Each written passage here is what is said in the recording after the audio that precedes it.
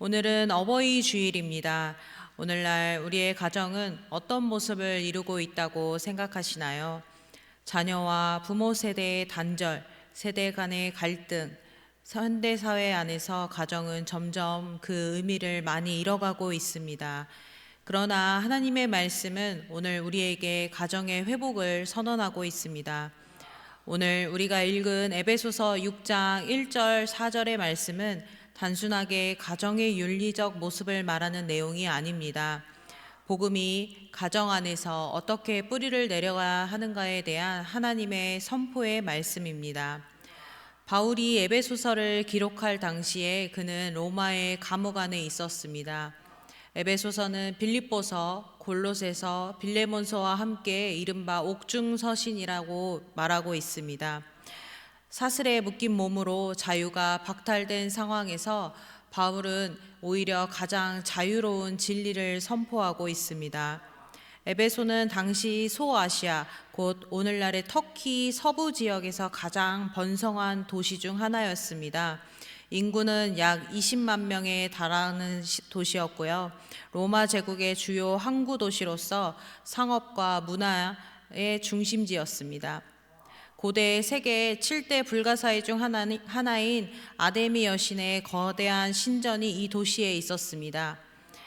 에베소 교회는 이처럼 복잡한 우상 숭배와 헬라 로마 문화의 한복판에 세워진 교회였습니다. 당시 로마 헬라 사회는 절대적인 가부장 제도가 있었는데요.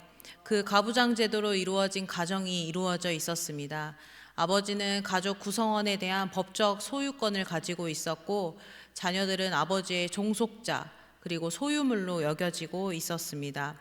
이러한 문화적인 배경 속에서 바울이 기록한 주님의 말씀은 그들에게 엄청난 깨달음을 주는 말씀이었습니다. 바울은 5장 18절부터 이어지는 성령 충만한 삶의 말씀을 이어서 가정 규범을 6장으로 나오고 있습니다. 그리고 이 규범의 내용을 자세히 보면 어느 한쪽의 책임만을 말하는 것이 아니라 양방향으로 책임을 가진 관계에 대해서 기록하고 있습니다. 오늘 본문의 부모와 자식의 관계도 동일하게 양방향의 책임과 자세를 말씀하고 있습니다. 이것이 바로 복음입니다. 복음은 당연하게 생각했던 권력 관계를 변화시키는 열쇠를 가지고 있었습니다. 첫째로 순종하는 자녀의 믿음입니다. 에베소서 6장 1절 보겠습니다. 자녀들아 주 안에서 너희 부모에게 순종하라. 이것이 옳으니라. 아멘. 첫 번째 명령은 자녀들을 향한 말씀입니다. 순종하라, 휘파쿠에테라는 이 단어는 헬라어로 아래에서 듣다라는 뜻을 가지고 있습니다. 귀를 기울여 경청하고 그 말에 따라서 행동하는 것을 의미하는 단어입니다. 이것은 두려움이나 강제적인 굴복이 아니라 믿음의 바탕으로 자발적인 순종을 의미합니다. 그런데 바울은 여기에서 주 안에서라는 수식어를 붙이고 있습니다. 이 말은 세상의 순종과 말씀에서의 순종이 차이가 있다는 것을 말해주고 있습니다. 로마 사회에서 자녀의 순종은 법적인 강요와 두려움을 가진 굴복에 가까웠습니다. 그러나 성경에서 말하는 자녀의 순종은 그리스도 안에서의 연합 그리고 그 안에서 이루어지는 순종입니다.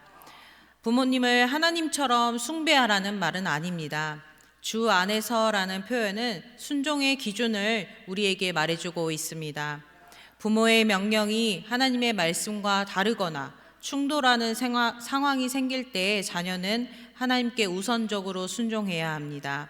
사도행전 5장 29절 사람보다 하나님께 순종하는 것이 마땅하니라. 아멘. 일반적인 우리의 삶 속에서 자녀가 부모에게 순종하는 것은 하나님 앞에서 옳은 일입니다. 하나님의 질서 안에서 의롭고 바른 일이라는 것을 알려주고 있습니다. 부모와 자녀의 관계는 단순한 사회적인 사회가 아니라 하나님의 섭리와 은혜가 흐르는 통로가 있는 사이입니다. 자녀가 부모에게 순종할 때 그것은 하나님께서 정하신 질서에 참여하는 믿음의 행보인 것입니다. 사랑하는 새나라 성도 여러분, 주 안에서 부모에게 순종하는 것은 단순한 사회적인 의무가 아닙니다. 그것은 하나님께서 부모를 통해 베푸시는 은혜의 수단을 겸손하게 받아들이는 믿음의 행동입니다. 강요된 굴복이 아니라 주 안에서 자유롭게 택한 사랑의 순종이기에 그 순종은 아름답다라고 말할 수 있습니다. 둘째로 부모를 공경함으로 언약의 약속을 붙들 수 있습니다. 에베소서 6장 2절 3절 보겠습니다. 내 아버지와 어머니를 공경하라. 이것은 약속이 있는 첫 계명이니 이로써 내가 잘되고 땅에서 장수하리라. 아멘. 출애굽기 20장의 제5계명을 인용하면서 이 말씀이 시작됩니다. 공경하라라는 티마라는 헬라어 단어는 가치, 무게, 명예의 뜻을 가진 단어입니다. 그래서 히브리어 카베드라는 단어는 무겁다, 무게가 있다라는 뜻으로 부모를 무게 있는 존재로, 존엄한 존재로 여기는 것입니다. 이것은 단순한 복종을 훨씬 뛰어넘는 의미를 가지고 있습니다.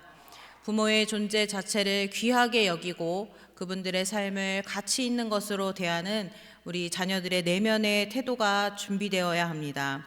이로써 내가 잘되고 땅에서 장수하리라 라는 하나님의 이 계명을 지키면 받는 개인과 공동체에 생명을 가져다 준다는 하나님의 약속의 말씀이 있습니다.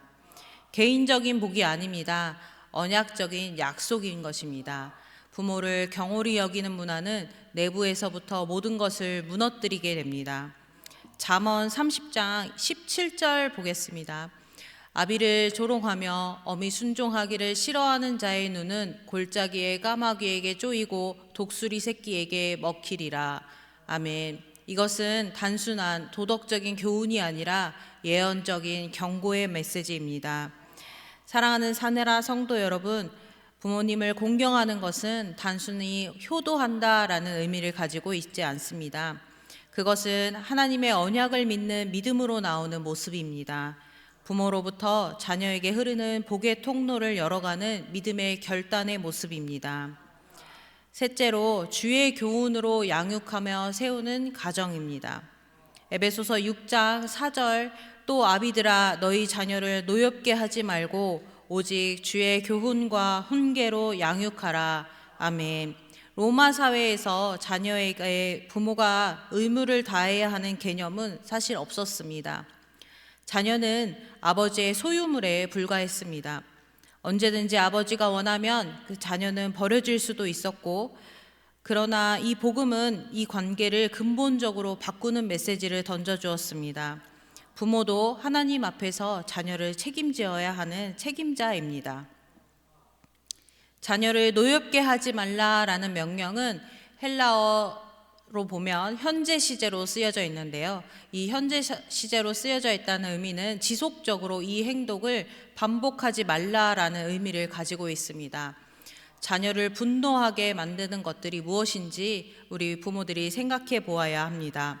비합리적인 기대감을 가지고 있진 않은지, 지나친 비교를 하고 있지는 않은지, 감정적인 체벌, 무관심과 방치, 지키지 않은 약속, 자녀의 인격을 무시하는 말과 태도 등 이 모든 것들이 자녀의 마음을 노엽게 하고 그리고 부모와 자녀 사이의 단절을 불러옵니다.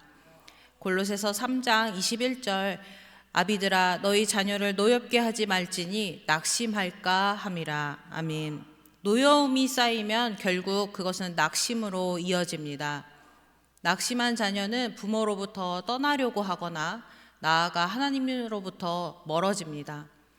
성경은 부모가 자녀에게 가장 큰 상처를 줄 수 있는 존재임을 솔직하게 말해주고 있습니다. 그렇다면 우리는 무엇으로 자녀를 양육해야 할까요? 오직 주의 교훈과 훈계로 해야 합니다. 교훈과 훈계는 원어로 살펴보면 훈련, 교육, 징계, 마음을 향한 권면과 가르침을 포괄하는 전 인격적인 양육의 개념을 말해주고 있습니다. 행동의 훈련과 마음의 교육이 모두 이루어져야 합니다. 그리고 그것은 모두 주의 교훈이어야 합니다. 부모의 방식이나 세상의 방식이 아니라 주님의 방식으로 하셔야 합니다.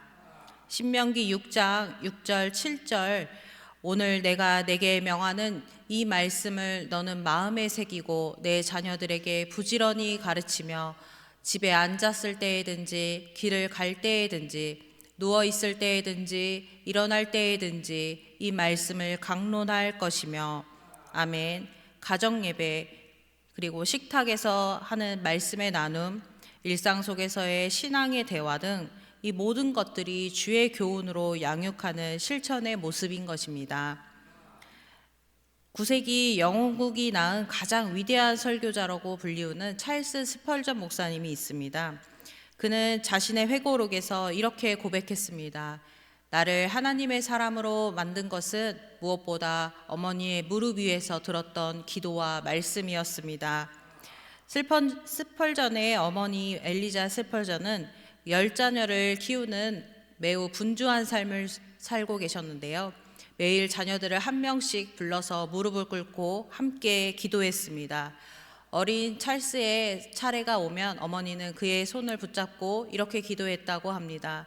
주님, 만일 이 아이가 주님을 알지 못한다면 그것은 이 아이의 죄가 되겠지만 그 책임의 일부는 이 어미에게도 있을 것입니다. 주여, 이 아이를 구원하소서. 아멘. 스펄전은 훗날 이 기도를 떠올리며 이렇게 고백했습니다. 어머니의 그 기도가 내 마음에 화살처럼 박혔습니다. 어머니를 실망시키고 싶지 않았습니다. 그러나 그보다 더 깊이 그 기도를 들으신 하나님이 내 마음을 두드리셨습니다. 15세에 회심한 스펄전은 이후 38년간 런던의 메트로폴리탄 타버네클에서 수많은 영혼을 하나님 앞으로 이끄는 위대한 설교자가 되었습니다. 그 모든 것의 뿌리에는 어머니의 무릎에 기도가 있었습니다. 완벽한 부모가 되라는 요구가 아닙니다. 하나님을 의지하는 부모가 되셔야 합니다. 말씀의 권면인 것입니다.